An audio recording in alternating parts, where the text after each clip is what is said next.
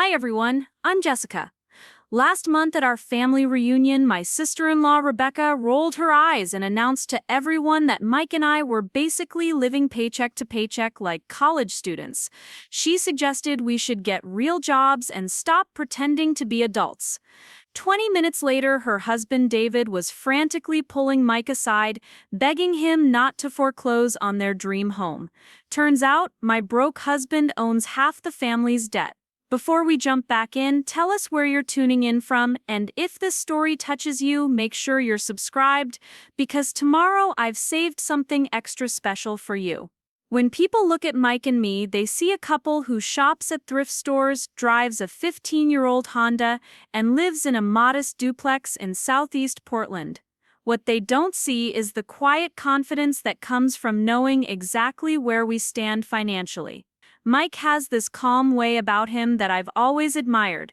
He never feels the need to flash expensive watches or lease luxury cars to prove his worth. We met 3 years ago at the small coffee shop where I work as a manager, and he became a regular customer who always tipped generously and never complained when we ran out of his favorite pastry. Our relationship grew slowly and naturally. Mike would stop by during my breaks and we'd talk about everything from books to travel dreams. He mentioned he did freelance consulting work, something about helping small businesses with their finances, but he was always vague about the details.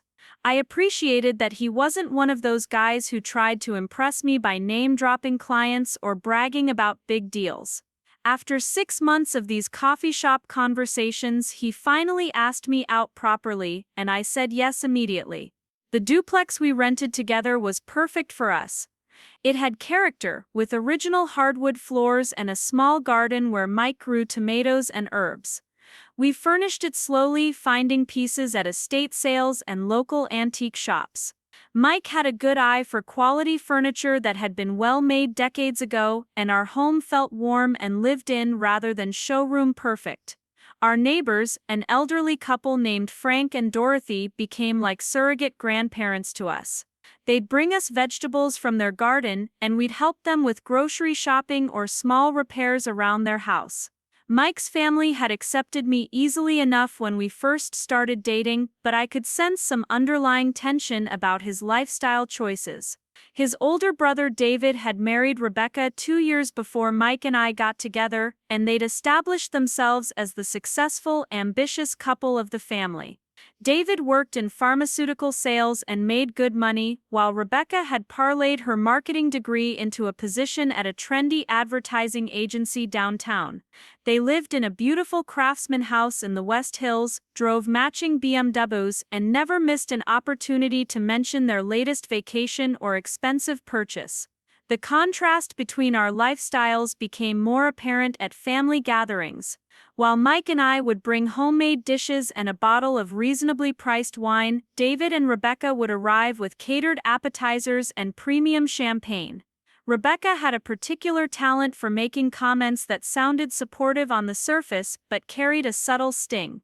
She'd compliment my vintage dress while mentioning how much she'd just spent at Nordstrom, or praise Mike's simple approach to life while describing their recent kitchen renovation that cost more than we paid in rent for a year. Mike never seemed bothered by these dynamics. He'd listen politely to David's stories about closing big sales deals and Rebecca's complaints about their housekeeper's performance, then change the subject to ask about their kids or their health. He had this way of deflecting attention from material things and focusing on what actually mattered. I admired his ability to stay above the subtle competitions that seemed to drive his brother and sister-in-law. Our financial situation was actually quite comfortable, though we lived modestly by choice. Mike's consulting work brought in steady income, and my job at the coffee shop provided health benefits and covered our day-to-day expenses.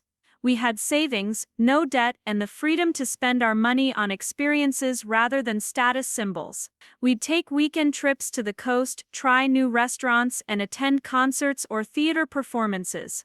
Our happiness wasn't tied to impressing others or keeping up with anyone's expectations. The coffee shop where I worked had become a second home to both of us. The owner, Amanda, had become one of my closest friends over the past 4 years. She'd built the business from nothing, starting with a small storefront and gradually expanding to include a small bakery section and local art displays. The customers were a mix of neighborhood regulars, downtown workers grabbing coffee before meetings, and college students studying for hours over single drinks. Mike fit right into this community, often staying to chat with other customers or helping Amanda move furniture when she rearranged the seating area. Amanda had watched our relationship develop from those early tentative conversations to our current comfortable partnership. She'd been one of the first people to point out how well-suited Mike and I were for each other. While other guys I dated had tried to change things about me or push me toward different goals, Mike appreciated exactly who I was. He supported my idea of eventually opening my own small restaurant, and we'd spend evenings looking at potential locations or planning menu ideas that combined my love of cooking with the business skills I'd learned managing the coffee shop. The family dynamics reached a turning point during David and Rebecca's housewarming party last spring. They'd spent months renovating their already impressive home, adding a luxury master suite and upgrading their kitchen with professional-grade appliances. The party was designed to showcase these improvements, with guided tours and detailed explanations of every expensive fixture and custom detail. Rebecca made sure to mention the cost of various upgrades, always with a laugh that suggested the amounts were trivial to them. During the tour, Rebecca made a point of asking Mike about our little rental and whether we'd ever considered investing in real estate like adults. Mike responded with his usual diplomatic calm, saying we were happy with our current situation and focusing on other priorities. But I could see David shifting uncomfortably during this exchange, and he quickly changed the subject to ask Mike about his work. When Mike gave his standard vague response about consulting, Rebecca pressed for details about his client base and income potential. The conversation grew increasingly awkward as Rebecca continued probing. She suggested that Mike should consider getting into pharmaceutical sales like David, since it offered real money and career advancement. She mentioned that their company was always looking for qualified candidates and that David could probably arrange an interview. Mike thanked her for the suggestion but explained that he was satisfied with his current work arrangements. Rebecca's smile became strained as she pointed out that at their age, it was important to think about building wealth and planning for the future. That evening marked a shift in how Rebecca treated us at family events. Her comments became less subtle and more directly critical. She'd make jokes about our minimalist lifestyle or suggest that we were living like college students well into our 30s. At Mike's birthday dinner, she gifted him a book about entrepreneurship and wealth building, explaining loudly that she thought it might inspire him to dream bigger. Mike accepted the gift graciously and actually read the book, though he found most of the advice either obvious or irrelevant to his actual situation. The situation escalated when Rebecca began involving other family members in her campaign to motivate Mike toward greater ambition. She'd corner his parents at gatherings to express concern about our financial future and suggest that perhaps they should encourage Mike to pursue more. Preparing and narrating this story took us a lot of time, so if you are enjoying it, subscribe to our channel. It means a lot to us.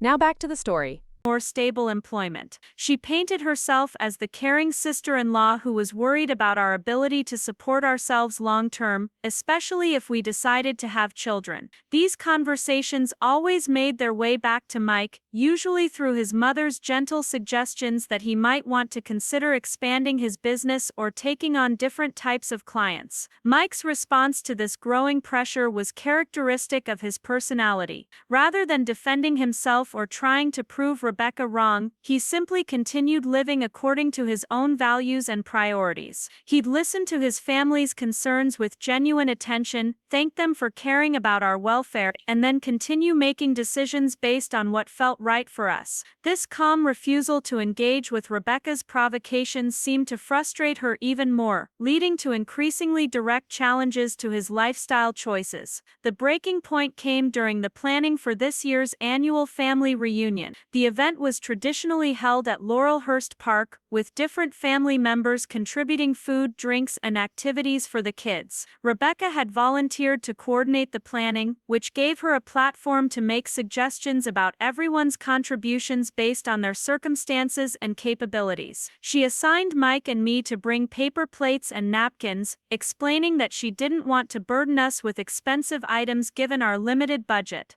Meanwhile, she assigned herself and David to provide the main course and drinks, emphasizing their ability to handle the bigger expenses. This assignment felt deliberately insulting, especially since Mike and I had successfully contributed substantial dishes to family gatherings for years. When Mike offered to bring his famous barbecue ribs, which everyone always requested, Rebecca insisted that they'd already arranged for catering and our paper goods would be the most helpful contribution. The subtext was clear: she saw us as the poor relatives who couldn't afford to contribute anything meaningful to family events. Amanda noticed the change in my mood when I told her about Rebecca's latest behavior. She'd watched me deal with family stress before, but this felt different. The constant implications that Mike was somehow failing as a provider and that our lifestyle was irresponsible had started to wear on me, even though I knew Rebecca's judgments were unfair and uninformed. Amanda pointed out that Rebecca's behavior seemed driven by insecurity rather than genuine concern, and that her need to put us down probably reflected her own anxieties about money and status. The week before the reunion, Rebecca's campaign reached new heights. She called Mike's mother to suggest that the family might want to consider helping us financially, since we were clearly struggling but too proud to ask for help. She offered to research job opportunities for Mike and suggested that his parents might want to have a serious conversation with him about his career prospects. These conversations created an atmosphere of pity and concern that made both Mike and me uncomfortable, even though we knew the premise was completely false. Mike finally decided it was time to have a direct conversation with his brother. He called David and suggested they meet for coffee to clear the air about Rebecca's concerns. David seemed relieved to have the opportunity for an honest discussion, and they arranged to meet downtown near my coffee shop. I could see them through the window during their conversation, and David's expressions shifted from defensive to confused to something approaching shock as Mike explained our actual financial situation in general terms without revealing specific details. When Mike returned to the counter after David left, he looked more relaxed than he had in weeks. He told me that David had been operating under assumptions that Rebecca had apparently encouraged, believing that Mike's vague descriptions of his work meant he was barely making ends meet. Mike had clarified that his consulting business was actually quite successful and that our modest lifestyle was a choice rather than a necessity. David had seemed genuinely surprised by this information and promised to talk to Rebecca about adjusting her assumptions and behavior. Unfortunately, David's conversation with Rebecca didn't have the intended effect. Instead of backing down, she seemed to interpret Mike's claims as defensive lies meant to save face. At a family dinner the following week, she made even more pointed comments about people who pretend to be doing better than they really are and the importance of facing reality honestly. She suggested that Mike's secrecy about his work was suspicious and that successful consultants would be more open about their achievements and client relationships. The reunion was now just days away, and I could sense that the tension had reached a breaking point. Mike had maintained his diplomatic approach throughout Rebecca's escalating campaign, but I knew he was growing tired of the constant implications and family pressure. Amanda suggested that maybe it was time for Mike to be more direct about his actual circumstances, but Mike preferred to let his actions speak for themselves rather than engaging in verbal sparring matches with Rebecca. The night before the reunion, Mike and I had a long conversation about how to handle the inevitable drama.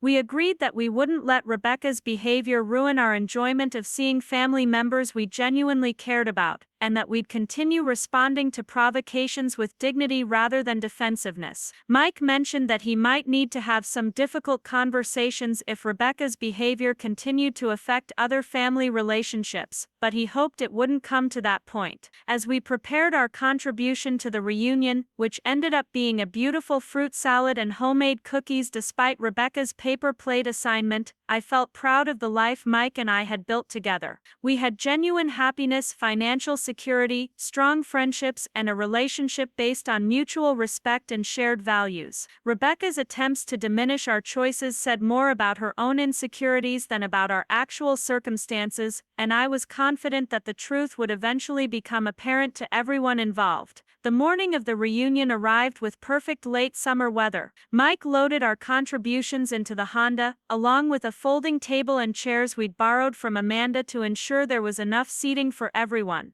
As we drove toward Laurelhurst Park, I watched Mike's calm expression and felt grateful for his steady presence in my life. Whatever drama awaited us at the family gathering, I knew we'd face it together with honesty and grace. The family reunion was in full swing when we arrived at Laurelhurst Park. The large covered pavilion was decorated with balloons and streamers, and several picnic tables were already laden with food contributions from various relatives. Mike's parents, Helen and Robert, greeted us warmly, though I detected a slight tension in Helen's embrace that suggested Rebecca's concerns had reached them. Uncle Tom was manning the barbecue grill with his usual enthusiasm, while his wife Janet directed the setup of drinks and desserts. Rebecca and David arrived 20 minutes after us in their gleaming black BMW, with Rebecca emerging in a designer sundress that probably cost more than my monthly grocery budget. She surveyed the gathering with the air of someone inspecting her domain, her gaze lingering disapprovingly on our modest Honda parked among the other family vehicles. David looked uncomfortable as he unloaded several expensive-looking catering containers, frequently glancing in Mike's direction as though he wanted to continue their previous conversation.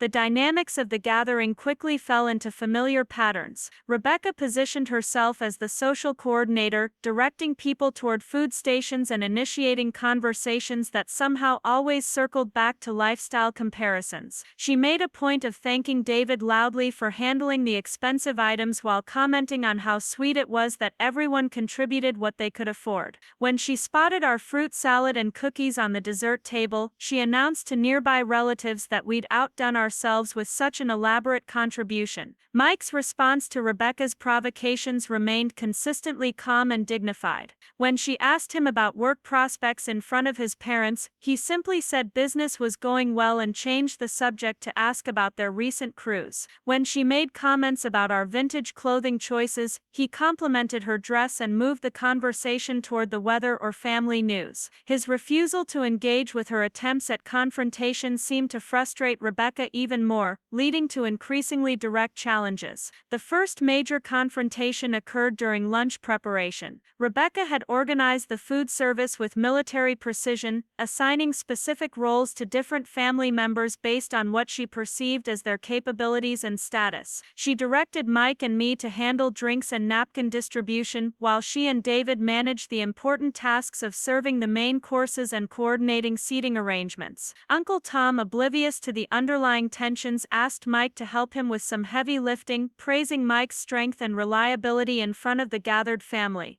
Rebecca's expression soured at this display of respect for Mike, and she quickly interjected that David should handle the heavy work since he was more appropriately dressed for such tasks. This comment drew uncomfortable glances from other family members, as Mike was wearing clean jeans and a polo shirt that were perfectly suitable for outdoor family gathering. Helen looked particularly embarrassed by her daughter-in-law's behavior, while Robert frowned and moved closer to where Mike was standing. The tension escalated when Rebecca's friend Lisa arrived with her family for the traditional friends welcome portion of the reunion. Lisa worked at the same advertising agency as Rebecca and shared her passion for luxury brands and competitive lifestyle displays. Rebecca immediately began introducing Lisa to family members, emphasizing everyone's professional achievements and material successes. When she reached Mike and me, her introduction was notably different in tone. Rebecca presented us as David's brother Mike and his girlfriend Jessica without mentioning our actual accomplishments or interests. She explained that Mike did some kind of freelance work while I worked at a local coffee shop, delivering this information with the kind of sympathetic smile usually reserved for discussing someone's unfortunate circumstances. Lisa responded with polite but clearly dismissive interest, immediately turning her attention to other family members who Rebecca described in more flattering terms.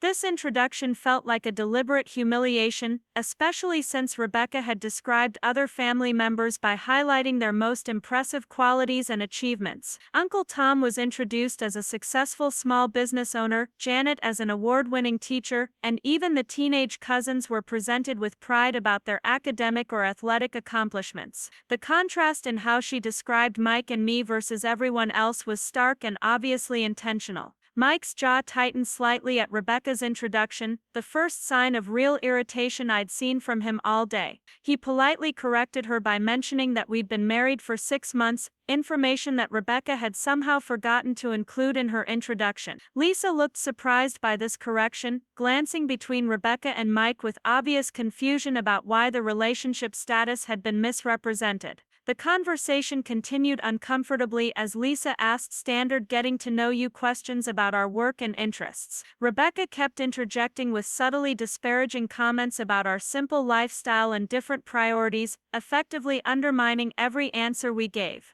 When I mentioned my interest in eventually opening a small restaurant, Rebecca laughed and said it was adorable how some people still believed in unrealistic dreams despite their limited resources. David appeared increasingly uncomfortable with his wife's behavior, especially as other family members began noticing the hostile undertone of her comments. Helen finally intervened by asking Lisa about her own work, effectively redirecting the conversation away from Rebecca's ongoing commentary about our lifestyle choices. Mike used this opportunity to excuse himself, saying he wanted to check on Uncle Tom's barbecue progress, and I followed him toward the grill area. Uncle Tom immediately drew Mike into a conversation about marinades and cooking techniques, treating him with the same respect and warmth he'd always shown. Several other relatives joined this discussion, and I was struck by how differently Mike was treated by family members who weren't influenced by Rebecca's campaign of subtle disparagement. His knowledge about food and cooking was appreciated, his opinions were sought and valued,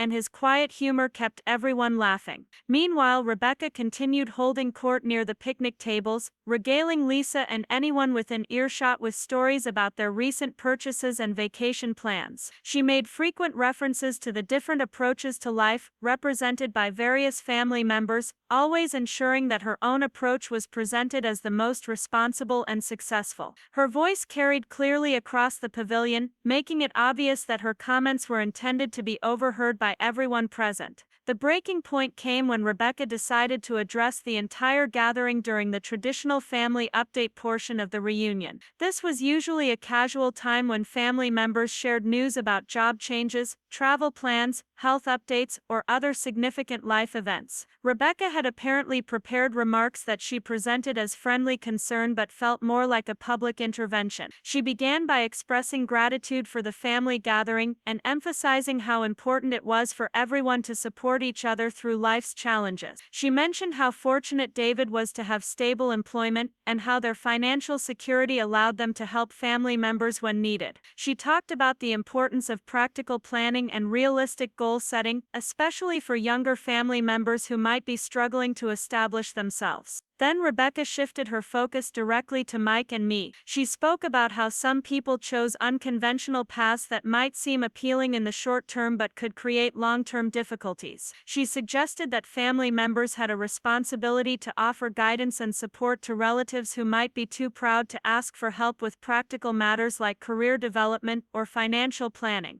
Her tone remained sweet and concerned throughout this speech, but her meaning was unmistakable. The gathering had fallen completely silent during Rebecca's remarks, with family members exchanging uncomfortable glances and clearly recognizing that they were witnessing something inappropriate and hurtful. Mike's parents looked mortified. Uncle Tom appeared confused and concerned, and even Lisa seemed to realize that she was observing family drama that went beyond normal reunion dynamics. Mike stood up slowly from his position near the grill, his expression calm but determined. He thanked Rebecca for her concern and acknowledged that family support was indeed important during difficult times. Then he began speaking in the measured, confident tone that I recognized from our private conversations about serious topics. He said he appreciated everyone's care for our welfare and wanted to address some apparent misunderstandings about our situation. He explained that his consulting work involved helping businesses and individuals with financial planning and investment strategies. He mentioned that his client base had grown steadily over the past several years and that he'd been fortunate to develop expertise in areas that were increasingly in demand.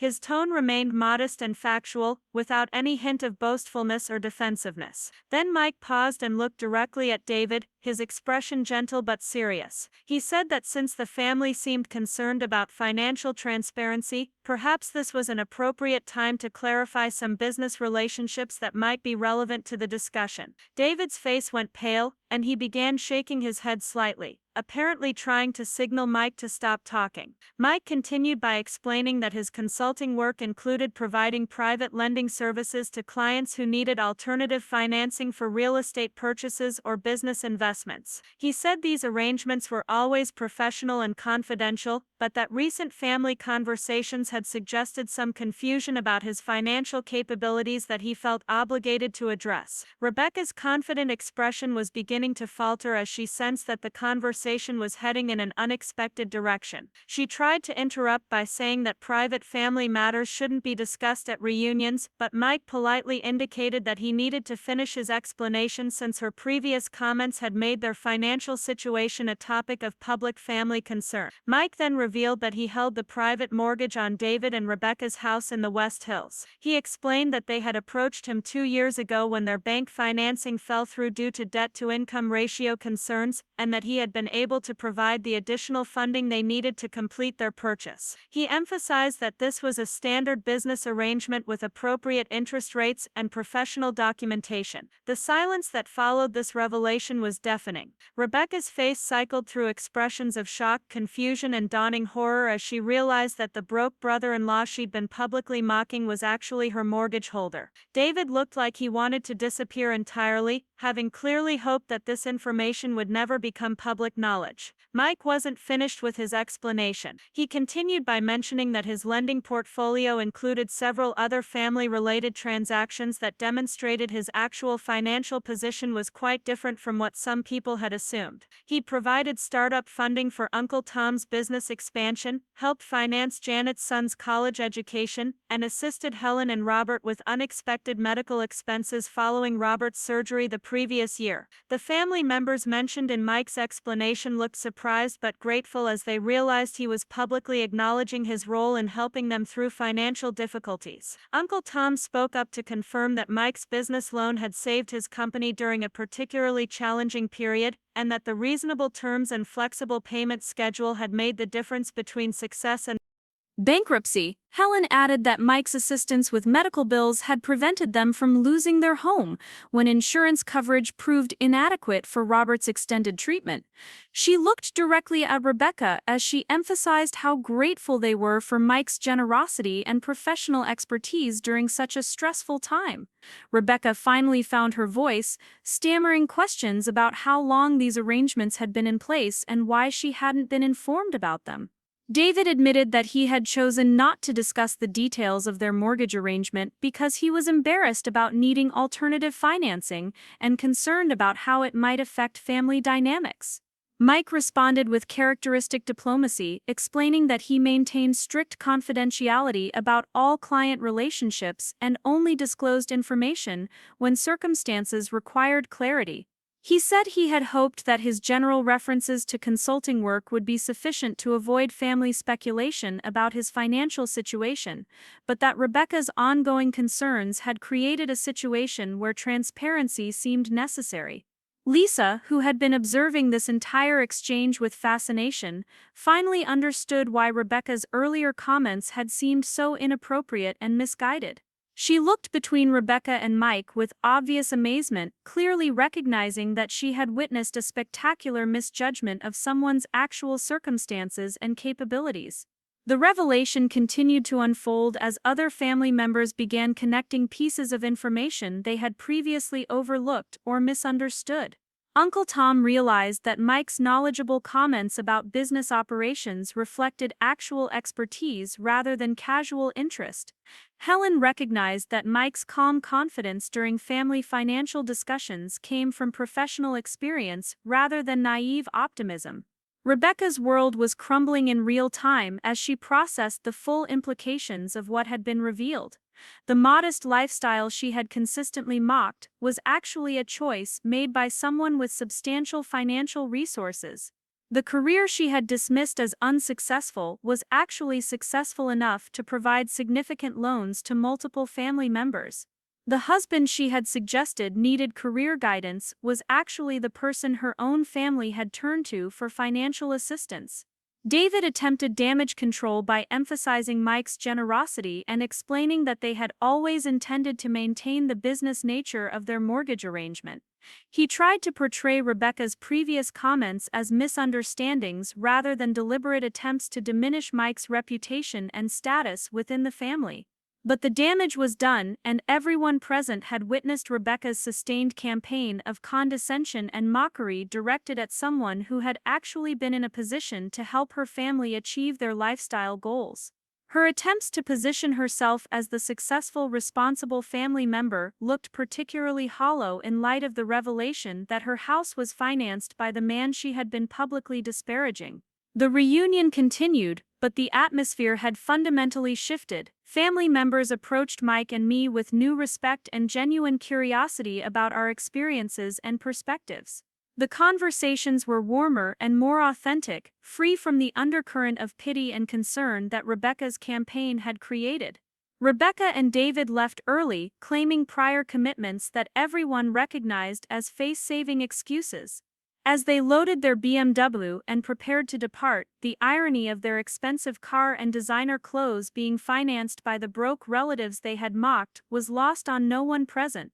The rest of the family spent the evening processing what they had learned and expressing appreciation for Mike's assistance during their various difficulties. The gathering ended with a much deeper understanding of family dynamics and a new appreciation for the difference between apparent success and actual substance. The week following the reunion brought a series of revelations that reshaped our understanding of family relationships and the true cost of Rebecca's behavior. Mike received a lengthy voicemail from David on Tuesday morning, his voice strained with exhaustion and barely controlled panic. David explained that Rebecca had spent the past 3 days in what he could only describe as a complete emotional breakdown, alternating between furious anger and devastating humiliation. The reality of their financial dependence on Mike had hit Rebecca with unexpected force. She had built her identity around being the successful, sophisticated family member who had achieved the lifestyle everyone else should aspire to. Learning that her carefully constructed image was entirely dependent on loans from the man she had spent months publicly diminishing felt like a complete destruction of her sense of self. David's voicemail revealed details about their financial situation that explained Rebecca's desperate need to maintain appearances. Their combined income was substantial, but their expenses had grown to match and exceed their earnings. The house payment alone consumed 40% of David's salary, and Rebecca's shopping habits, luxury car payments, and social obligations had pushed them into a precarious position where they lived month to month despite their impressive gross income. The private mortgage from Mike had been their salvation when their original financing fell through, but it had also become a source of hidden stress and shame for David. He had convinced himself that keeping the arrangement secret would preserve family harmony and protect Rebecca's feelings, not realizing that her ignorance of their true financial situation was enabling increasingly destructive behavior. Mike listened to the entire voicemail without comment, his expression growing more concerned as David's desperation became apparent. When the message ended, Mike immediately called his brother back, reaching him at work where David was apparently hiding from Rebecca's ongoing crisis. The conversation lasted nearly an hour, with Mike patiently listening to David's fears about his marriage, his financial obligations, and his uncertainty about how to repair the damage that had been done. David explained that Rebecca had called in sick to work for 3 consecutive days, something she had never done in her entire career.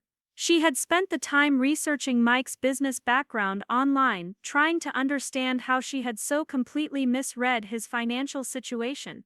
Her discoveries only deepened her humiliation as she found professional references, business registrations, and industry connections that painted a picture of sustained success in financial consulting and private lending.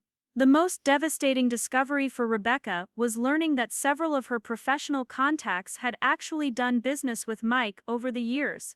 Her own advertising agency had used his services for a client's financial restructuring, and the pharmaceutical company where David worked had consulted with Mike about their employee investment programs. The man she had dismissed as unsuccessfully self-employed was actually well known and respected within the very professional circles where she sought validation. Mike's response to David's crisis was characteristic of his approach to family relationships. Rather than expressing satisfaction at Rebecca's comeuppance or demanding acknowledgement of her inappropriate behavior, he focused on practical solutions and emotional support for his brother. He suggested that David bring Rebecca to a private meeting where they could discuss their financial arrangement openly and address any concerns she might have about their business relationship. David accepted this offer with obvious relief but warned Mike that Rebecca was currently in no condition for rational conversation. She had apparently spent hours analyzing every interaction she'd had with Mike over the past 2 years, searching for clues about his true financial status that she had missed. Her conclusion was that Mike had deliberately deceived the family about his circumstances, a perspective that conveniently ignored her own assumptions and prejudices. The scheduled meeting took place on Friday afternoon at a downtown coffee shop, neutral territory that felt less intimidating than either family home. Amanda had offered to close the shop early so we could use it privately, but Mike preferred a public setting that would encourage civilized conversation. David arrived first, looking haggard and anxious, followed by Rebecca, who entered with the rigid posture of someone preparing for battle. Rebecca's appearance shocked me. The polished, confident woman from the reunion had been replaced by someone who looked genuinely shattered. Her usually immaculate styling was replaced by minimal makeup and casual clothing that suggested she had given up caring about her image. Her eyes were red-rimmed and puffy, and her hands shook slightly as she sat down across from Mike. The conversation began awkwardly, with David attempting to mediate between his wife's defensiveness and Mike's patient attempts at explanation. Rebecca's initial position was that Mike had deliberately misled the family about his financial situation, creating false impressions that had led to misunderstandings about their relative circumstances. She seemed to believe that Mike's modest lifestyle was a form of deception designed to make others feel superior while hiding his actual success. Mike responded to these accusations with remarkable patience, explaining that he had never claimed to be struggling financially or encouraged anyone to make assumptions about his income or assets. He pointed out that he had consistently described his work as successful and fulfilling, and that the family's assumptions about his circumstances reflected their own biases rather than any deliberate misdirection on his part. The conversation took a crucial turn when Rebecca demanded to know why Mike had never corrected her misunderstanding about his financial situation. She seemed to believe that his failure to contradict her assumptions constituted a form of deception that justified her behavior. Mike's response was quiet but firm as he explained that he had repeatedly attempted to redirect conversations away from lifestyle comparisons and material competition, preferring to focus on relationships and shared experiences. Rebecca's breakdown came when Mike gently pointed out that he had offered financial assistance to every family member who had needed help, including David and Rebecca themselves. He had provided their mortgage financing on terms more favorable than any bank would have offered, with flexible payment schedules and below-market interest rates. Rather than leveraging his financial position for family control or recognition, he had consistently prioritized family relationships over business considerations. The weight of this revelation seemed to crush Rebecca's remaining defenses. She finally acknowledged that her behavior had been inappropriate and hurtful, driven by her own insecurities about money and status rather than any actual concerns about our welfare. She admitted that she had felt threatened by our obvious happiness and contentment, especially since it seemed to contradict her belief that financial success was necessary for life satisfaction. David's relief at his wife's acknowledgement of responsibility was palpable, though it was tempered by his recognition of how much damage had been done to family relationships. He expressed concern about how they could rebuild trust with family members who had witnessed Rebecca's behavior at the reunion, particularly given the public nature of her criticisms and the dramatic revelation of Mike's actual role in their lives.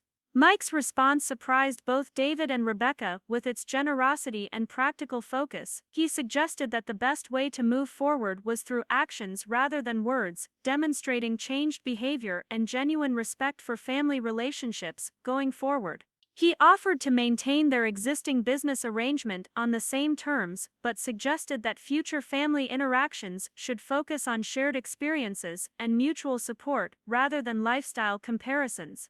The conversation concluded with agreements about communication and boundaries that addressed both the business relationship and family dynamics. Rebecca committed to seeking professional counseling to address the insecurities and competitive behaviors that had driven her inappropriate actions. David agreed to be more transparent about their financial realities and to prevent future situations where ignorance could enable destructive behavior. In the days following this meeting, the ripple effects of the reunion revelation continued to unfold throughout the extended family network. Uncle Tom called Mike to express his appreciation for years of discreet financial support and his admiration for how Mike had handled Rebecca's behavior with such grace. Helen and Robert visited our duplex for the first time, finally understanding that our modest lifestyle reflected personal values rather than financial limitations. Janet shared that the reunion had prompted conversations among family members about materialism, authenticity, and the difference between appearance and substance. Several relatives mentioned feeling relieved to learn that financial success didn't require the kind of competitive lifestyle that Rebecca had seemed to represent. The revelation had actually strengthened family bonds by removing the artificial pressure to constantly prove economic achievement. Amanda observed the changes in my demeanor as family stress decreased and authentic relationships flourished. The coffee shop became a gathering place for family members who wanted to spend time with Mike and me in a relaxed setting, free from the tensions that had characterized previous family interactions. These casual visits allowed relationships to develop based on genuine mutual interest rather than obligation or performance. The most surprising development came from Lisa, Rebecca's friend who had witnessed the reunion confrontation. She contacted Mike directly to inquire about his financial consulting services, explaining that the advertising agency where she and Rebecca worked was struggling with cash flow management and investment planning. Her professional respect for Mike's expertise contrasted sharply with her previous dismissive attitude based on Rebecca's misrepresentations. This professional connection led to additional business opportunities as word spread through Portland's business community about Mike's skills and approach. His reputation for discretion, fair dealing, and genuine expertise attracted clients who valued substance over flashy marketing. The success that Rebecca had failed to recognize was becoming increasingly visible to those who mattered professionally. Meanwhile, Rebecca's absence from family gatherings and social events created space for more authentic relationships to flourish. Without the constant undercurrent of competition and judgment, family conversations became more genuine and supportive. Relatives felt free to share struggles and successes without fear of comparison or criticism, creating the kind of family environment that Mike had always preferred. The financial consulting business continued to grow as Mike's reputation spread through referrals from satisfied clients. His approach of building long-term relationships based on trust and results resonated with small business owners and individuals who had been disappointed by traditional financial services. The success that Rebecca had dismissed as inadequate was actually the foundation of a thriving practice built on authentic value creation. David's adjustment to the new family dynamics required significant effort as he worked to rebuild relationships that had been damaged by his wife's behavior. His calls to Mike became more frequent and genuine, focusing on personal connection rather than crisis management. He seemed genuinely curious about Mike's business philosophy and grateful for the patient support he had received during difficult times. The transformation in family gatherings was remarkable. Conversations that had previously felt forced and competitive became natural and enjoyable.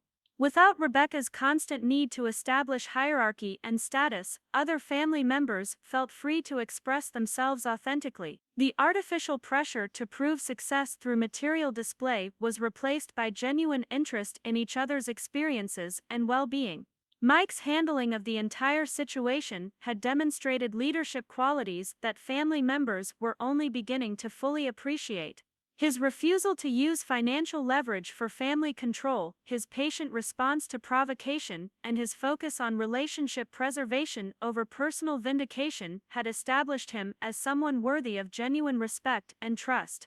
The irony of the situation was not lost on any of us. Rebecca's attempts to diminish Mike's status and achievements had ultimately revealed the extent of his actual success and influence within the family.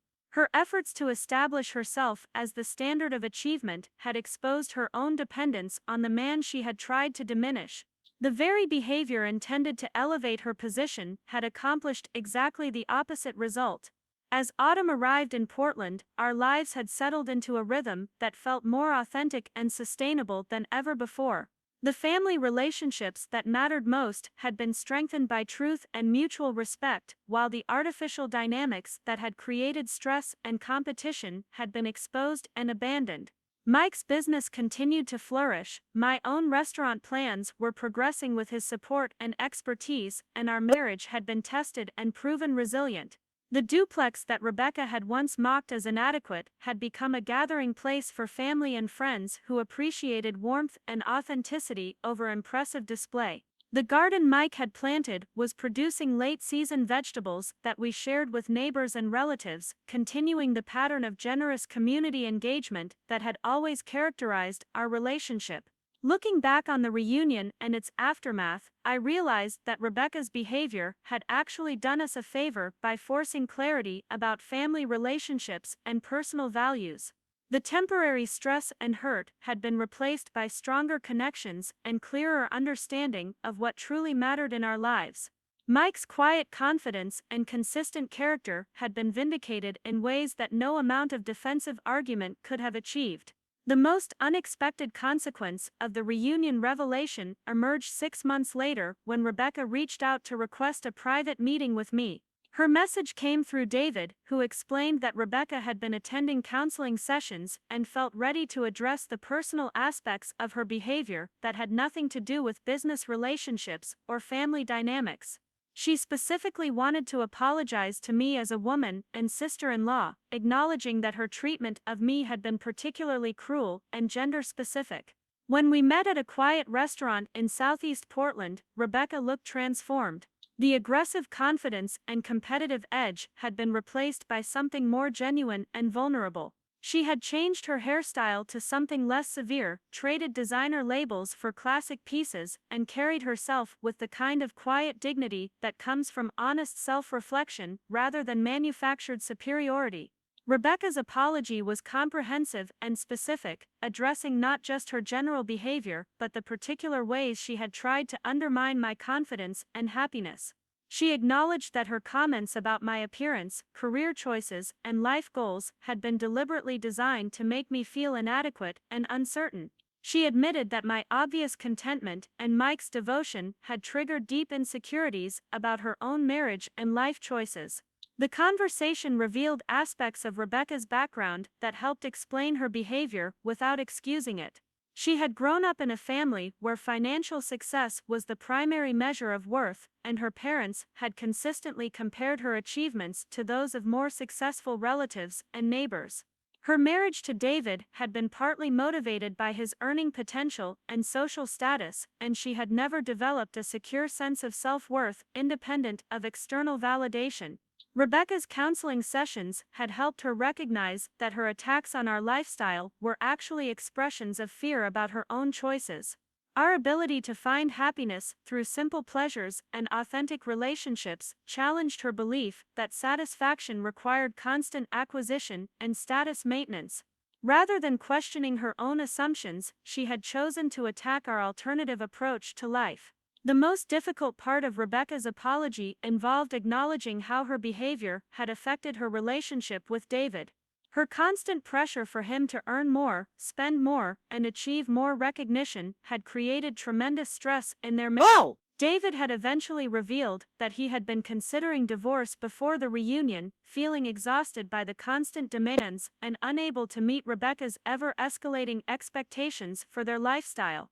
Rebecca's breakdown, following the reunion, had forced both of them to confront the unsustainable nature of their relationship dynamic. David's confession about considering divorce had shocked Rebecca into recognizing how her pursuit of external validation was destroying the personal relationships that actually mattered.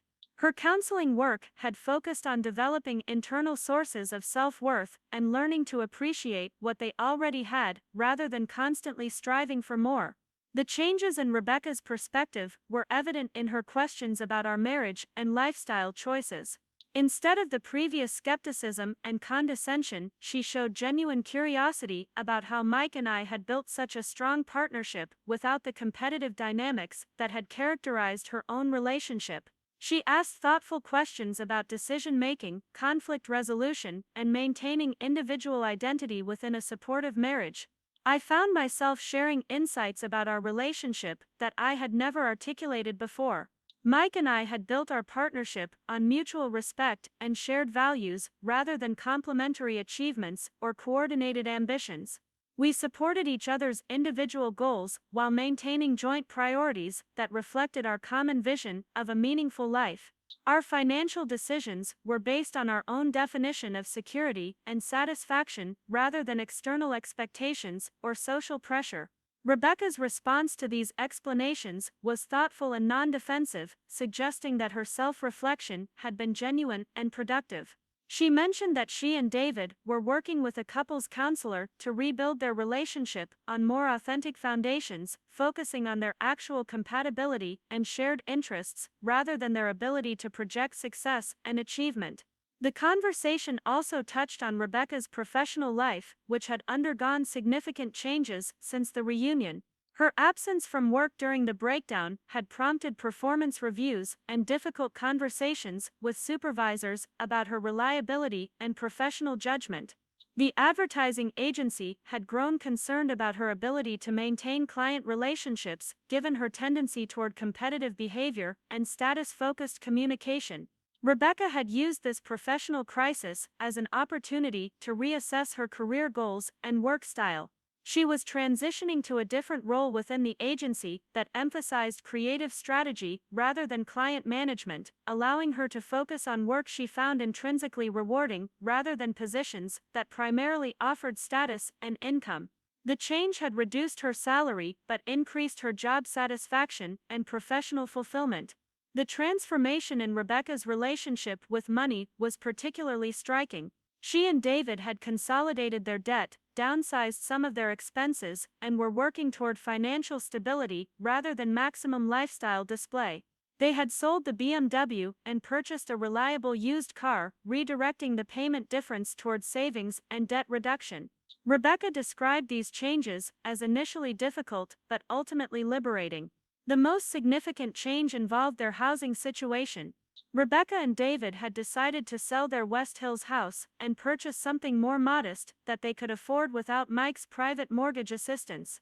This decision had been difficult for Rebecca, who had invested significant emotional energy in their prestigious address and impressive home. However, she recognized that maintaining their lifestyle through debt was creating unsustainable stress and preventing genuine financial security. Mike's reaction to their request to pay off the mortgage early was characteristically supportive and professional. He structured the payoff to minimize their financial burden while ensuring that the transition was smooth and stress-free. Rather than viewing their decision as rejection of his assistance, he praised their commitment to financial independence and offered to help them find appropriate conventional financing for their new home purchase. The house sale process revealed another layer of Rebecca's personal growth. Instead of focusing on maintaining appearances and impressing potential buyers, she approached the sale practically and honestly. She was transparent about the home's flaws and realistic about pricing, prioritizing a successful transaction over maximum profit. The experience of releasing attachment to status symbols had been emotionally challenging but ultimately freeing. David's role in Rebecca's transformation had been crucial, requiring him to establish boundaries and expectations for their relationship while supporting her efforts at personal growth. He had learned to resist her attempts to pressure him into lifestyle escalation, instead advocating for decisions based on their actual financial capacity and long-term goals. Their marriage counseling had helped both of them develop communication skills that focused on mutual support rather than competitive achievement. The new house Rebecca and David purchased was in our southeast Portland neighborhood, a coincidence that initially concerned everyone involved. However, the proximity actually helped normalize our relationship and demonstrate that Rebecca's changes were genuine and sustainable. Instead of awkward avoidance, we developed a friendly neighborly connection based on shared community involvement and casual social interaction. Rebecca's integration into our neighborhood community was gradual but successful. She volunteered at the local elementary school, joined a community gardening project, and participated in neighborhood association meetings. These activities allowed her to contribute meaningfully to collective goals rather than competing for individual recognition. Her skills and energy were valued and appreciated in contexts that emphasized collaboration over competition. The contrast between Rebecca's previous lifestyle and her current choices was evident in every aspect of her daily routine. Instead of expensive gym memberships and personal trainers, she took long walks through the neighborhood and practiced yoga in the park.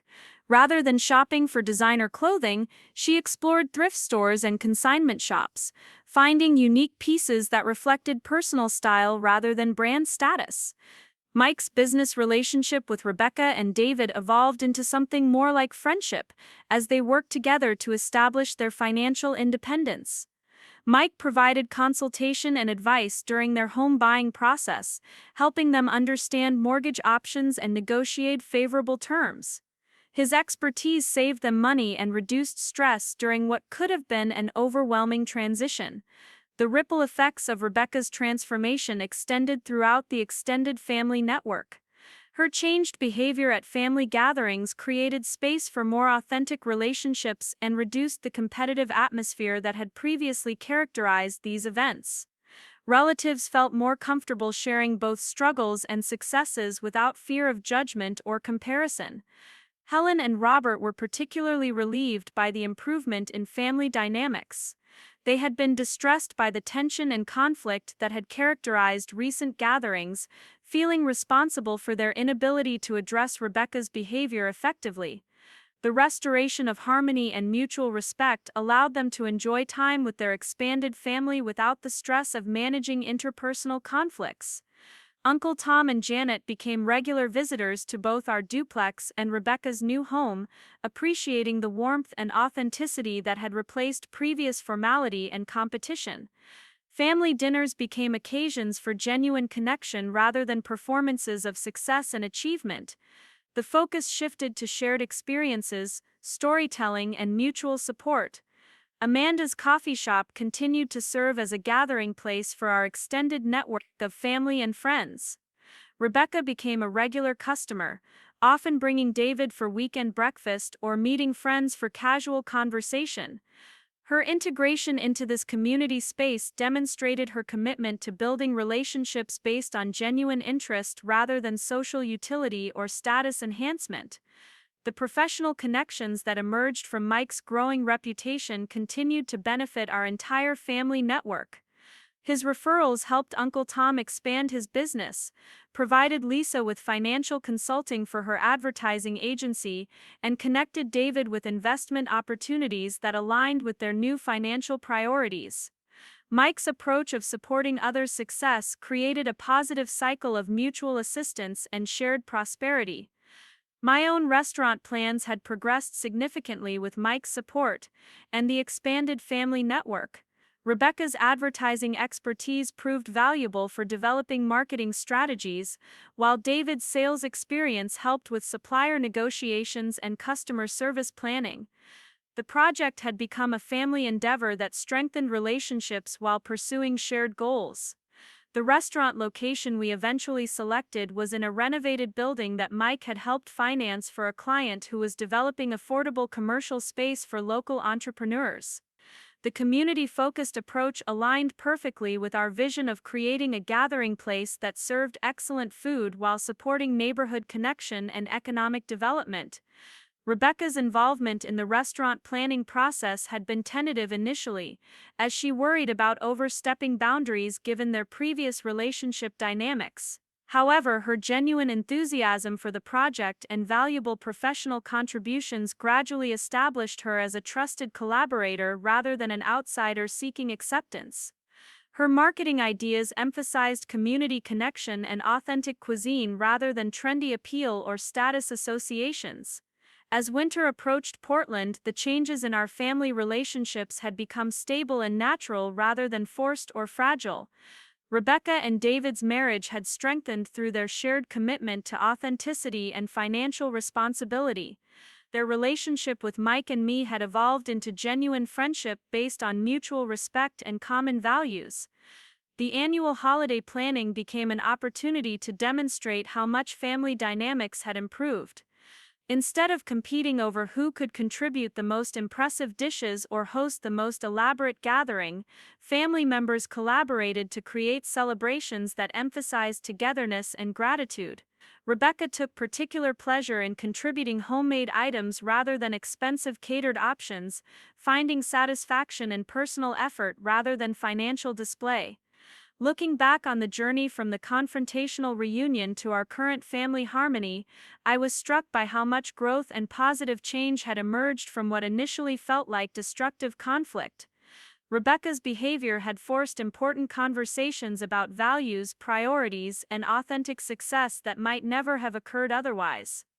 The temporary pain and embarrassment had led to stronger relationships and clearer understanding of what truly mattered.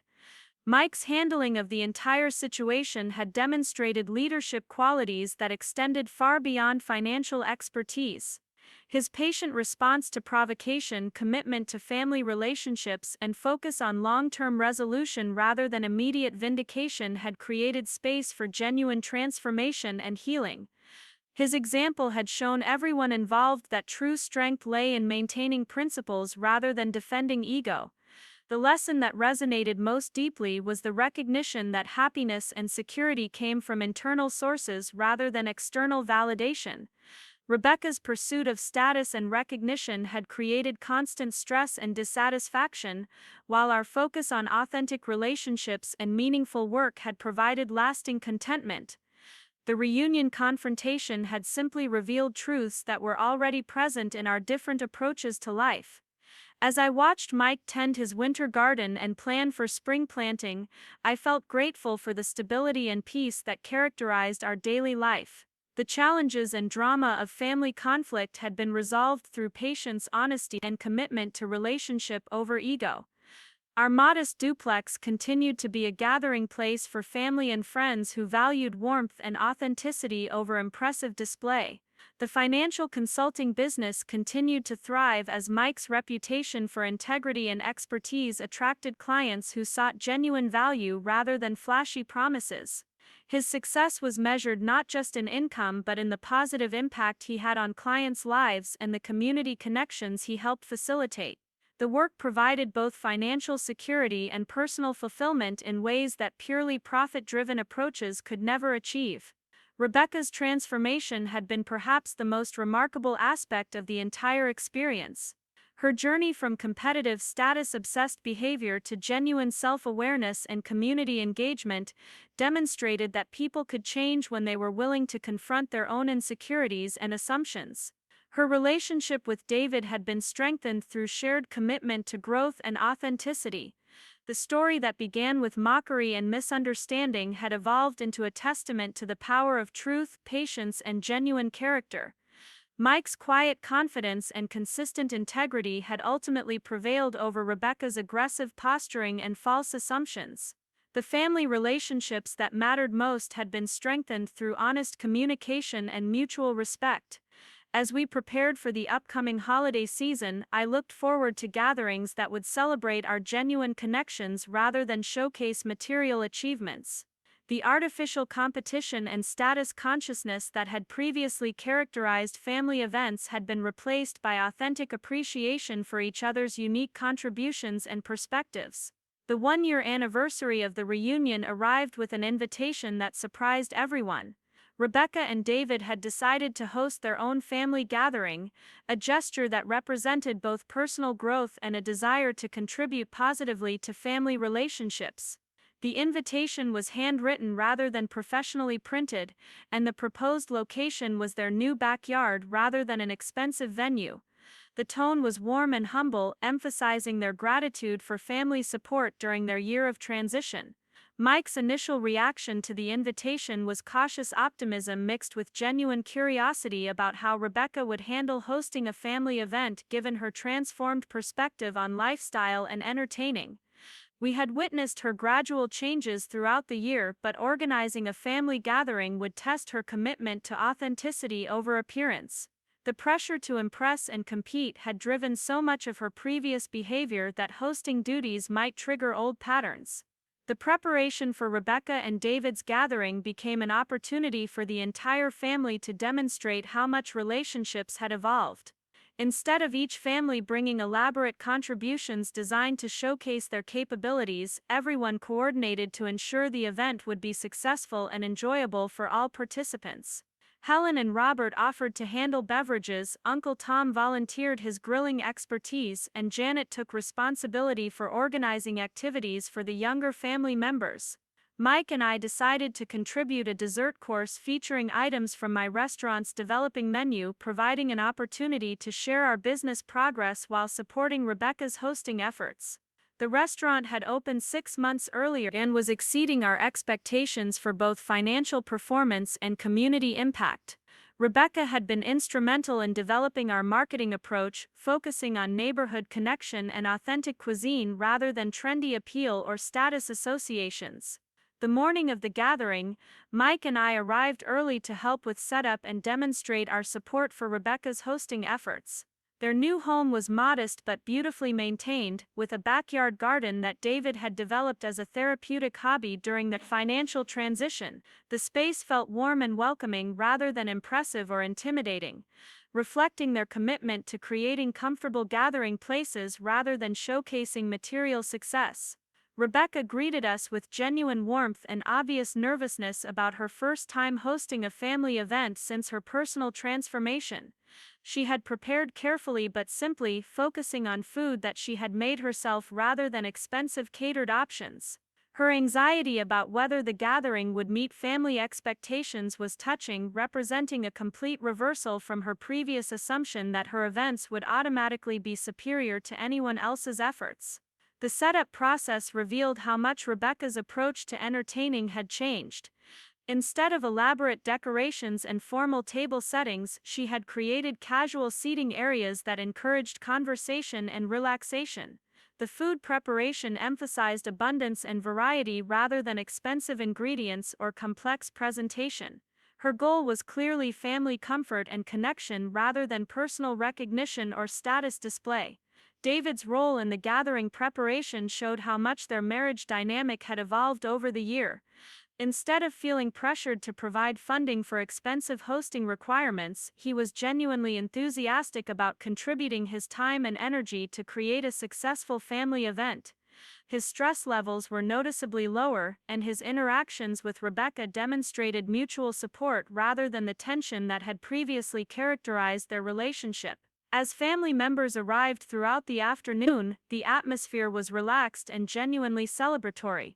The conversations were natural and authentic, focusing on personal updates, shared memories, and future plans rather than competitive displays of achievement or acquisition.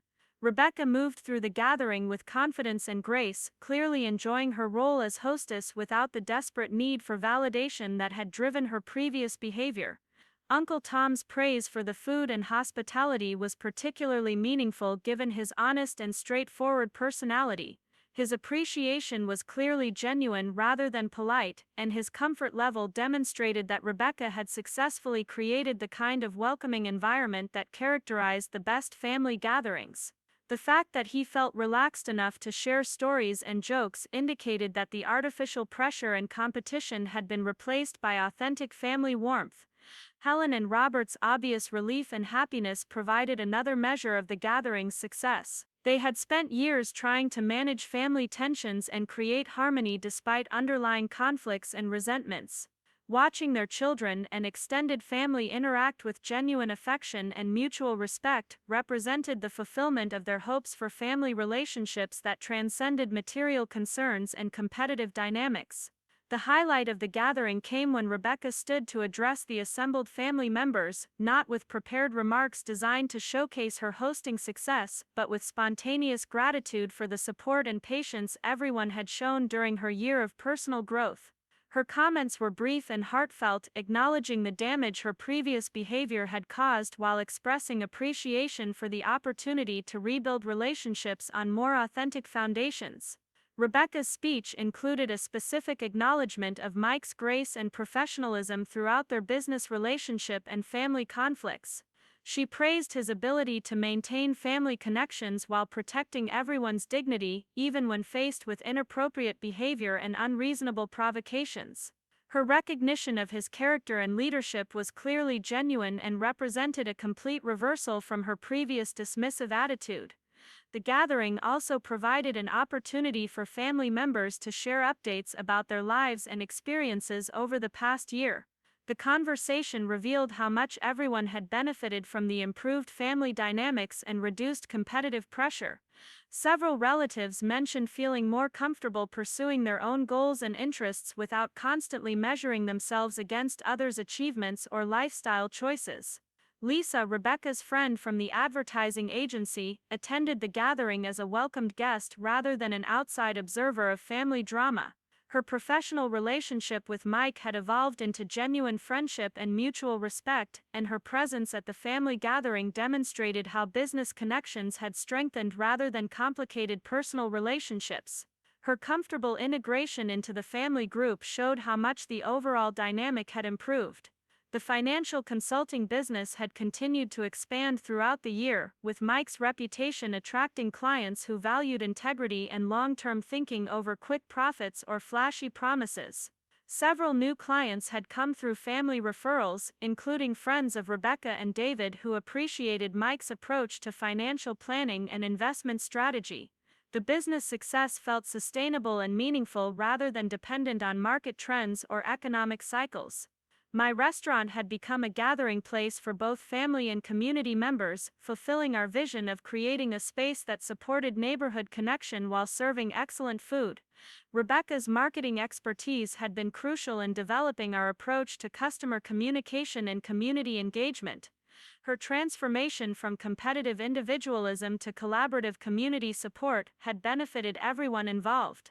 The success of Rebecca's gathering led to a new tradition of rotating family hosting responsibilities, with different households taking turns organizing seasonal celebrations. This approach distributed both the work and the recognition among family members while ensuring that gatherings remained frequent and enjoyable. The competitive pressure to outdo previous events was replaced by collaborative support for each host's efforts and vision. David's professional life had also stabilized and improved following the resolution of family conflicts and financial pressures. His performance at work had increased as his stress levels decreased, and he had been promoted to a position that offered both greater responsibility and better work-life balance.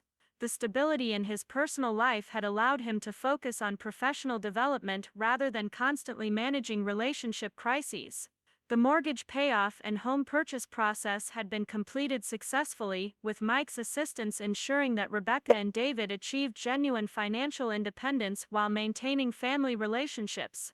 Their new financial situation was more sustainable and less stressful, allowing them to make decisions based on their actual preferences and capabilities rather than external expectations or competitive pressures. The neighborhood integration had been remarkably successful, with Rebecca becoming an active and valued community member. Her skills and energy were appreciated in contexts that emphasized collaboration and mutual support rather than individual achievement and recognition. The community gardening project had become a particular source of satisfaction, providing both practical benefits and social connections that enriched her daily life. Amanda's coffee shop continued to serve as an informal headquarters for our extended network of family, friends, and business associates. The space had become a symbol of authentic community connection, where relationships were built through regular interaction and mutual support rather than formal networking or social climbing. Rebecca's presence as a regular customer had helped demonstrate her commitment to genuine lifestyle changes. The professional connections that had emerged from Mike's growing reputation had created opportunities for multiple family members, including consulting work for David, marketing projects for Rebecca, and supplier relationships for my restaurant. The network effect of authentic business relationships had benefited everyone involved while maintaining appropriate boundaries between personal and professional interactions. The annual holiday planning had become a true collaborative effort, with family members contributing according to their abilities and interests rather than their financial resources or social status. Rebecca's enthusiasm for participating in meal preparation and decoration activities demonstrated her appreciation for personal contribution over purchased sophistication. The holidays had regained their focus on gratitude and connection rather than gift-giving competitions. The contrast between the current family dynamic and the situation 1 year earlier was remarkable in every aspect. The anxiety and tension that had characterized previous gatherings had been replaced by genuine anticipation and enjoyment. Family members looked forward to spending time together rather than dreading competitive conversations and status displays. The authenticity of current relationships made social interactions energizing rather than exhausting. Mike's role within the family had evolved from tolerated outsider to respected leader and valued advisor. His financial expertise was appreciated and utilized without creating dependency or resentment. His personal character and relationship skills were recognized and emulated by family members who had learned from his example of maintaining dignity under pressure while prioritizing relationships over ego. The business relationships that had initially created awkwardness and conflict had become sources of pride and mutual benefit. Family members appreciated Mike's professional success while understanding that his financial capabilities enhanced rather than threatened their own independence and self-respect. The transparency about business arrangements had eliminated the speculation and assumptions that had previously created tension. Rebecca's transformation had been the most dramatic aspect of the year's changes, but her growth had enabled corresponding improvements in everyone else's experience of family relationships. Her movement from competitive insecurity to collaborative confidence had removed a major source of stress and artificial pressure from family gatherings and interactions. Her example of personal change had inspired others to examine their own assumptions and behaviors.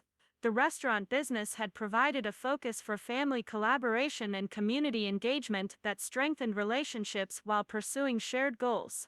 The project had demonstrated how business ventures could enhance rather than complicate personal connections when based on authentic values and mutual respect. The success felt sustainable and meaningful rather than dependent on external validation or competitive advantage. As winter settled over Portland again, the stability and warmth of our family relationships provided a foundation for facing whatever challenges the future might bring. The conflicts and drama of the previous year had been resolved through patience, honesty, and commitment to growth rather than victory. The lessons learned about authenticity, financial responsibility, and genuine success had benefited everyone involved. The modest duplex that had been mocked as evidence of failure had become a symbol of the values that actually created lasting happiness and security. The choices that had been dismissed as inadequate had proven to be wise and sustainable. The lifestyle that had been criticized as unrealistic had demonstrated its practical benefits through consistent results and genuine satisfaction.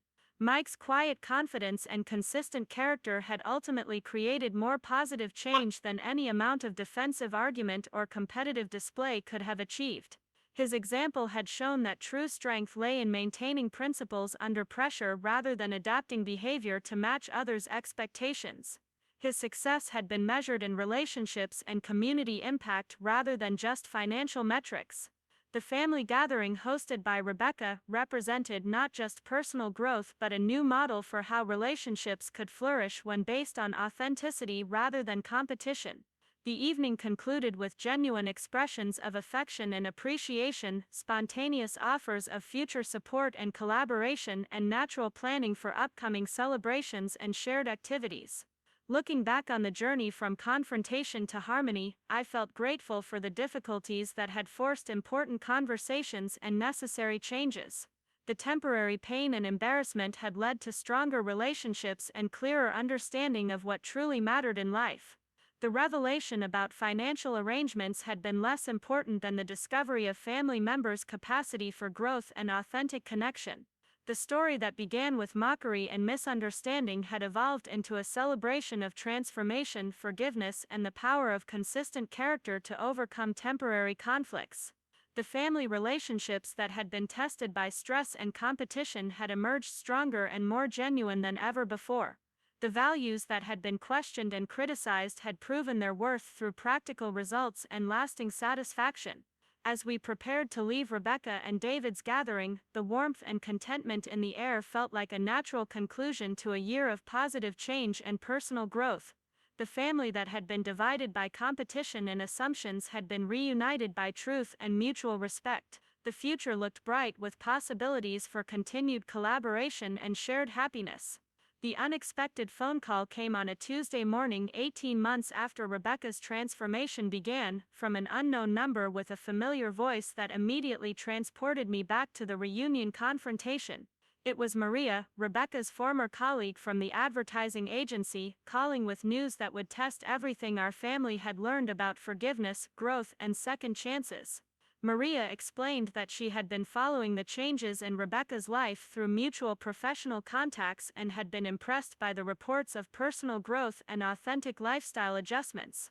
However, her call wasn't about Rebecca directly, but about a situation involving her own family that had reached a crisis point. Maria's younger sister had been engaging in the same kind of competitive status-obsessed behavior that Rebecca had displayed, and the family was desperately seeking guidance about intervention and support. The irony wasn't lost on any of us that Rebecca, who had once been the source of family conflict and pain, was now being sought out as a potential mentor and example for someone else struggling with similar issues. Maria's request for Rebecca to speak with her sister represented both validation of Rebecca's transformation and an opportunity to demonstrate how personal growth could extend beyond individual healing to community impact and service. Mike's response to this development was characteristically thoughtful and supportive.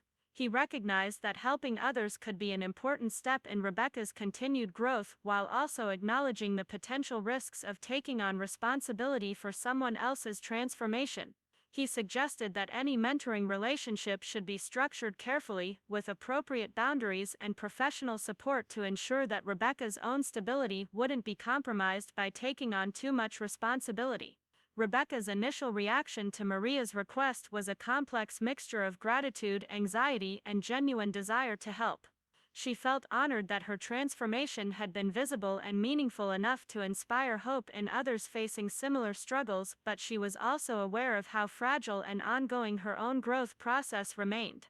The idea of serving as a role model felt both exciting and terrifying, representing a level of responsibility she had never imagined taking on. The conversation with Maria revealed details about her sister's situation that were remarkably similar to Rebecca's previous behavior patterns. The competitive spending, status-focused decision-making, and relationship damage were following familiar trajectories that threatened both financial stability and family harmony. However, the sister's situation was complicated by additional factors including substance abuse and professional misconduct that had escalated the consequences beyond what Rebecca had experienced. David's perspective on Rebecca potentially taking on a mentoring role was cautiously supportive, recognizing that helping others could reinforce her own commitment to positive change while providing a sense of purpose and contribution. However, he also expressed concern about the emotional demands and potential triggers that could arise from working closely with someone exhibiting the same destructive behaviors that had nearly destroyed their own marriage. The family discussion about Maria's request became an opportunity to reflect on how much everyone had learned about supporting personal transformation while maintaining appropriate boundaries. Helen and Robert shared insights from their own experience of watching Rebecca's growth, emphasizing the importance of patience, consistency, and refusing to enable destructive behavior even when motivated by love and concern. Uncle Tom's contribution to the conversation was particularly valuable, given his straightforward approach to human relationships and his observation of family dynamics over many years. He pointed out that Rebecca's transformation had been genuine and sustainable precisely because it had been internally motivated rather than imposed by external pressure or expectations. Any attempt to mentor someone else would need to respect the same principle of personal responsibility and self-directed change. Amanda's coffee shop became the setting for Rebecca's first meeting with Maria's sister, providing neutral territory that felt safe and comfortable for both participants. The conversation was initially awkward, with Maria's sister displaying the same defensive arrogance and competitive posturing that had characterized Rebecca's behavior during her most difficult period. However, Rebecca's patient and non-judgmental approach gradually created space for more honest communication. The mentoring relationship that developed was careful and limited, focusing on sharing experience rather than providing advice or direction. Rebecca talked about her own journey of recognizing how materialism and competition had damaged her relationships and prevented genuine happiness. She described the painful process of confronting her own insecurities and the gradual work of rebuilding trust and authenticity in her personal connections. Maria's sister's response to these conversations was mixed, showing moments of recognition and insight alternating with periods of defensiveness and denial. The progress was slow and inconsistent, reminding everyone involved that personal transformation couldn't be rushed or forced, regardless of how much support was available. Rebecca's role was to provide hope and example rather than solutions or quick fixes. The experience of mentoring someone else also provided unexpected benefits for Rebecca's own continued growth. Articulating her experiences and insights helped her understand her own transformation more clearly, while reinforcing her commitment to the values and behaviors that had improved her life. The responsibility of serving as a positive example motivated continued self-reflection and personal development. Mike's business had continued to expand during this period, with his reputation for integrity and expertise attracting clients from increasingly diverse industries and geographic areas. The success had created opportunities to hire additional staff and expand service offerings while maintaining the personal attention and relationship focus that had made the business successful. The growth felt sustainable and meaningful, rather than driven by ego or competitive pressure. The restaurant business had also evolved significantly, with seasonal menu changes and community events that strengthened neighborhood connections while building financial stability. Rebecca's continued involvement in marketing and community outreach had been valuable for both the business success and her own sense of contribution and purpose. The collaboration had demonstrated how professional relationships could enhance rather than complicate personal friendships. The financial independence that Rebecca and David had achieved through debt reduction and lifestyle adjustments had created space for new goals and interests that reflected their authentic values rather than external expectations. David had begun taking art classes, rekindling a creative interest that had been suppressed during their years of financial stress and lifestyle competition. Rebecca had started volunteering with a nonprofit organization focused on financial literacy education for young adults. The volunteer work with financial education had become a natural extension of Rebecca's personal experience and a way to contribute meaningfully to community welfare. Her ability to speak from personal experience about the costs of materialism and competition resonated with participants who were facing similar pressures and temptations. The work provided both personal fulfillment and professional development opportunities.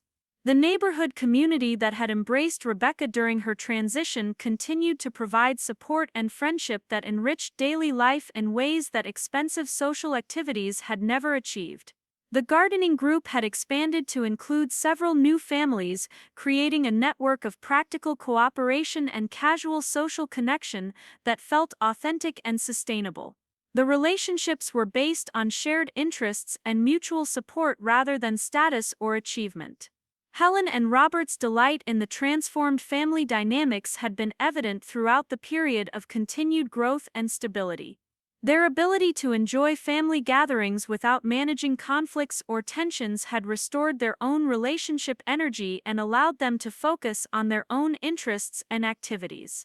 The reduced stress had improved their health and overall quality of life in measurable ways. The professional network that had emerged from Mike's business success had continued to provide opportunities and support for multiple family members while maintaining appropriate boundaries between personal and business relationships. The referrals and collaborations had created a web of mutual benefit that strengthened both professional success and personal connections without creating dependency or obligation. Janet's perspective on the family transformation had been particularly insightful given her background in education and her observation of human development patterns. She had noted how each family member had grown in different ways as the competitive pressure decreased and authentic relationships flourished. The changes had been sustainable because they were based on genuine values rather than external expectations or temporary circumstances. The seasonal cycle of family gatherings had become a source of anticipation and joy rather than stress and competition. Each celebration had its own character and focus while maintaining traditions that connected generations and honored shared values. The planning process had become collaborative and creative rather than competitive, with family members contributing according to their interests and abilities. Lisa's continued friendship and professional relationship with both Rebecca and Mike had provided external validation of the positive changes while creating opportunities for expanded business development and community connection. Her integration into family celebrations and social activities had demonstrated how authentic relationships could cross professional boundaries when based on mutual respect and shared values. The coffee shop continued to serve as an informal community center where family members, friends, and business associates could interact naturally and spontaneously. Amanda's leadership in creating this welcoming space had provided a model for how small businesses could contribute to community cohesion while achieving financial sustainability. The success had inspired similar initiatives in other neighborhood locations. The mentoring relationship with Maria's sister had evolved into a broader involvement with support groups and educational programs focused on materialism addiction and lifestyle competition. Rebecca's willingness to share her experience publicly had required courage and vulnerability, but the impact on other people's lives had provided meaning and purpose that validated her transformation journey. The contrast between Rebecca's current life and her previous existence was striking in every detail, from daily routines to long-term goals. The anxiety and dissatisfaction that had driven constant acquisition and competition had been replaced by contentment and purpose rooted in authentic relationships and meaningful contributions. The transformation had been complete and sustainable because it addressed underlying insecurities rather than just changing surface behaviors. David's professional advancement had accelerated as his personal stress decreased and his focus improved. The promotion opportunities that had seemed impossible during their financial crisis period had become available as his performance and reliability increased. The success felt earned and sustainable rather than dependent on external circumstances or competitive advantage over colleagues. The annual reflection on family growth and change had become a cherished tradition that helped everyone appreciate progress while identifying areas for continued development. The conversations were honest and supportive, focusing on shared goals and mutual assistance rather than individual achievement or comparison. The process had strengthened relationships while encouraging personal responsibility and authentic growth. Mike's role as family financial advisor had evolved into something more like elder statesman, with younger family members seeking guidance about major decisions and life transitions. His counsel was valued because it was based on demonstrated wisdom and genuine care rather than authority or control.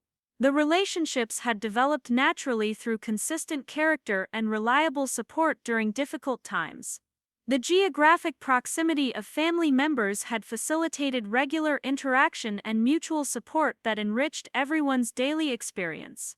The casual visits, shared meals, and collaborative projects had created a sense of extended family community that provided both practical assistance and emotional connection. The relationships felt chosen and cherished rather than obligatory or burdensome. The business success that had once been hidden to avoid conflict had become a source of family pride and community benefit. Mike's achievement was celebrated not just for personal advancement but for the positive impact on employees, clients, and community development. The success had been leveraged for collective benefit rather than individual status or competitive advantage. The restaurant had become a gathering place that extended beyond family to include neighbors, business associates, and community members who appreciated both the food quality and the welcoming atmosphere. The success had created employment opportunities and community gathering space while demonstrating how business ventures could align with personal values and social contribution. Rebecca's transformation story had spread through professional and social networks, inspiring other individuals and families to examine their own relationships with materialism and competition. Her willingness to acknowledge mistakes and share the process of personal growth had provided hope and practical guidance for others facing similar challenges. The impact had extended far beyond individual healing to community transformation. The financial stability that had been achieved through authentic priorities and responsible decision-making had created freedom to pursue interests and goals that reflected genuine values rather than external expectations. The security was based on sustainable practices and realistic planning rather than debt-financed lifestyle inflation or competitive display. As another anniversary of the original reunion approached, the family had reached a point of stability and authentic happiness that felt both earned and sustainable. The relationships were strong enough to weather normal life stresses and challenges while providing support and encouragement for continued growth and development. The transformation had been complete but ongoing, requiring continued commitment and conscious choice. The lessons learned about authenticity, financial responsibility, and genuine success had become integrated into daily life and decision-making for all family members. The crisis that had initially seemed destructive had ultimately created opportunities for growth and positive change that benefited everyone involved. The pain had been temporary, but the growth had been permanent and transformative. Looking toward the future, the family felt equipped to face whatever challenges might arise with confidence in their relationships and clarity about their values. The foundation of trust and mutual support that had been built through honest communication and consistent character would provide strength for whatever circumstances they might encounter together. The culmination of our journey came through an unexpected invitation that arrived 3 years after the fateful reunion.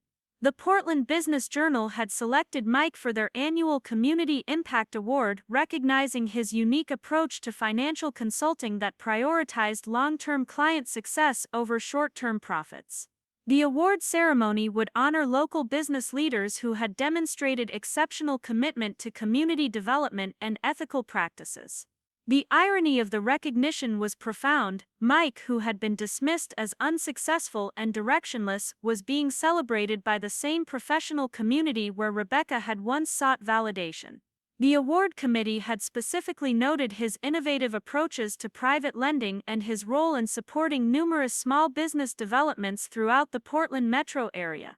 Rebecca's response to news of Mike's recognition was immediate and wholehearted enthusiasm. She offered to help organize a family celebration and volunteered her marketing expertise to ensure that the award received appropriate publicity for Mike's business. Her genuine pride in his achievement represented the complete transformation of her perspective on success and recognition. The award ceremony itself became a revelation of Mike's actual standing within Portland's business community. The attendees included bank presidents, real estate developers, city council members, and established entrepreneurs who approached Mike with obvious respect and familiarity. It became clear that his consulting work had influenced major development projects, business expansions, and community initiatives throughout the region.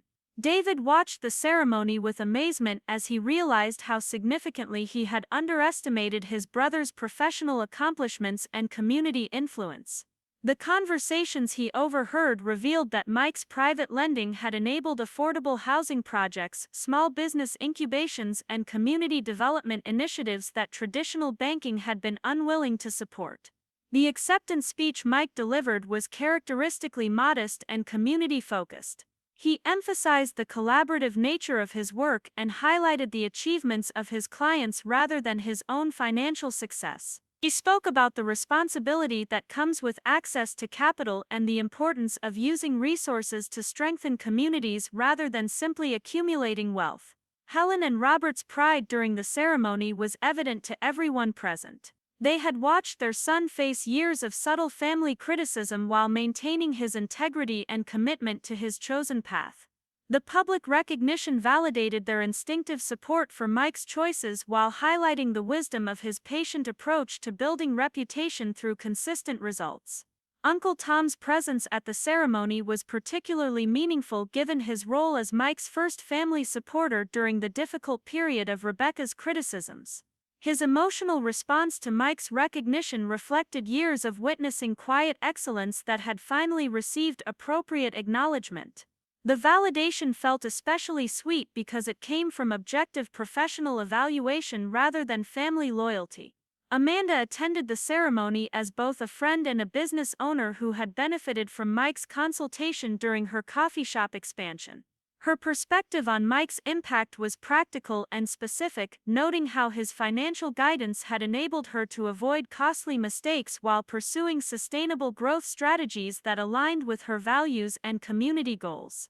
The networking opportunities at the ceremony revealed the extent of Mike's professional relationships and the respect he commanded among Portland's business leadership. Several attendees mentioned collaborative projects and referred to Mike as a trusted advisor whose judgment they valued highly. The recognition was clearly based on sustained performance rather than recent achievement or political connections. Lisa's attendance at the ceremony demonstrated how professional relationships had evolved into genuine friendships based on mutual respect and shared values. Her advertising agency had become a preferred vendor for several businesses in Mike's network, creating opportunities that benefited both her career development and her company's growth. The collaboration had proven that authentic relationships enhanced rather than complicated business success. The after-party celebration that Rebecca organized for family and close friends was deliberately simple and intimate, focusing on genuine appreciation rather than impressive display. The guest list included neighbors, business associates, and family members who had supported Mike's journey through both challenging and successful periods. The atmosphere was warm and authentic rather than formal or ostentatious. Janet's observations about the celebration highlighted how much family dynamics had evolved since the reunion confrontation. The conversations were natural and supportive, with genuine interest in each other's experiences and perspectives. The competitive undercurrents and status consciousness that had once characterized family gatherings had been completely replaced by authentic connection and mutual respect. The impact of Mike's recognition extended beyond personal validation to create new opportunities for family collaboration and community involvement. Several ceremony attendees expressed interest in supporting the restaurant's expansion plans, while others offered partnership opportunities that aligned with Mike's community development priorities. The recognition had opened doors that would benefit multiple family enterprises. Rebecca's volunteer work with financial literacy education received unexpected attention during the ceremony when several attendees mentioned her presentations and praised her ability to connect with participants who struggled with materialism and lifestyle competition. Her transformation story had become a valuable teaching tool that helped others recognize and address similar patterns in their own lives. The restaurant business had reached a milestone of sustainable profitability and community integration that validated the original vision of creating a gathering place that served excellent food while supporting neighborhood connection. The success had been built through word-of-mouth recommendations and repeat customers rather than expensive marketing campaigns or trendy publicity. David's reflection on his brother's achievement was deeply personal and transformative. He realized that his own measurements of success had been narrow and superficial, missing the substantial impact that Mike had been creating through quiet, consistent effort. The recognition ceremony had educated him about forms of achievement that didn't require public display or competitive comparison. The mentoring program that had grown from Rebecca's initial work with Maria's sister had expanded into a structured support network for individuals struggling with materialism, addiction, and lifestyle competition. Rebecca's leadership role in this initiative had provided purpose and meaning that far exceeded anything she had achieved through previous status-focused activities. Mike's business success had reached a level that allowed him to establish a foundation focused on supporting entrepreneurship and financial literacy in underserved communities. The initiative represented a natural extension of his individual consulting work and demonstrated how private success could be leveraged for broader social benefit. Rebecca's involvement in planning and marketing the foundation's activities provided meaningful contribution opportunities. The neighborhood community that had supported Rebecca's transformation continued to thrive as a model of authentic connection and mutual assistance. The gardening cooperative had expanded to include educational programming for children and seniors, creating intergenerational relationships that enriched everyone's experience. The success had attracted attention from urban planning researchers studying community development patterns. Helen and Robert's later years had been immeasurably enriched by the resolution of family conflicts and the development of authentic relationships among their children and extended family. Their ability to enjoy grandchildren and participate in family celebrations without managing tensions had restored energy and enthusiasm that improved their overall quality of life. The annual family gatherings had become anticipated celebrations that honored both tradition and innovation while accommodating everyone's growth and changing circumstances. The planning process involved genuine collaboration and creative contribution rather than competitive display or obligation. The events strengthened relationships while creating positive memories for younger family members. Amanda's coffee shop had become a recognized community anchor that supported local artists, provided meeting space for neighborhood organizations, and served as an informal business incubator for aspiring entrepreneurs. Her collaboration with Mike and Rebecca had demonstrated how small businesses could contribute to community development while achieving financial sustainability. The professional network that had emerged from authentic business relationships continued to create opportunities and support for multiple participants while maintaining appropriate boundaries and ethical standards. The referrals and collaborations were based on genuine value creation rather than personal favor or competitive advantage. Maria's sister had completed her transformation journey and become a peer counselor in Rebecca's support program, demonstrating how personal growth could create opportunities to help others facing similar challenges. Her progress had validated the mentoring approach while providing hope and practical guidance for newer program participants. The contrast between the family's current harmony and the conflicts of 3 years earlier was remarkable in every aspect, from daily interactions to long-term planning. The relationships were strong enough to provide support during difficulties while celebrating successes without competitiveness or resentment. The transformation had been thorough and sustainable. Looking toward the future, our family felt equipped with wisdom, relationships, and resources that would support continued growth and contribution. The lessons learned about authenticity, financial responsibility, and community connection had become integrated into our approach to all major decisions and opportunities.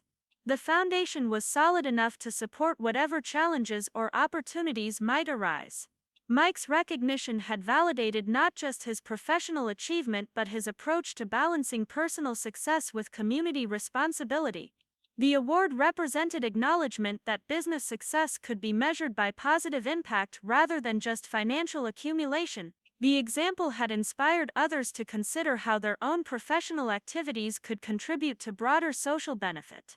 The story that began with mockery and misunderstanding had evolved into a celebration of transformation, authentic success, and the power of consistent character to create positive change.